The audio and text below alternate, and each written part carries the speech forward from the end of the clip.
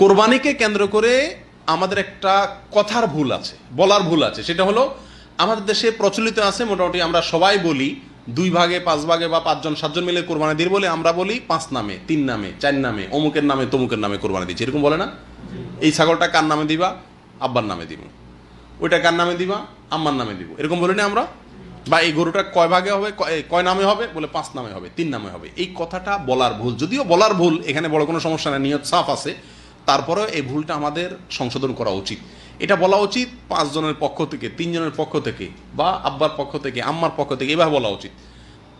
4 নামে, 3 নামে, 5 নামে, 2 নামে, 7 নামে, বা অমুকের নামে তমুকের নামে, এভাবে না বলাই ভালো। কারণ কোরবানি মূলত জবাই হয় কার নামে? আল্লাহর নামে, এক নামে, এবং সেটা হলো আল্লাহর নাম।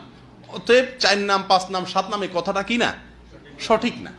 যদিও এখানে কেউ আল্লাহর নামের জায়গায় এই নামগুলা বসাচ্ছে না, তাহলে তো শিরক হতো। অতএব সেই হিসাবে এটা বললে শিরক হবে না, কিন্তু এটা বলার ভুল, বলার ভুল, এটা পরিহার করা উচিত। আমরা 5 নামে, 3 নামে, 7 নামে, আমার নামে, তোমার নামে কোরবানি দিচ্ছি, এটা না বলে আমরা বলবো 5 জনের পক্ষ থেকে, 3 জনের পক্ষ থেকে, 7 জনের পক্ষ থেকে, আমার পক্ষ থেকে, তোমার পক্ষ থেকে, এই পক্ষ থেকে বা অমুক এত ভাগে, এইভাবে কোরবানি দিচ্ছি, এই কথাটা বলা উচিত, নামে না বলে।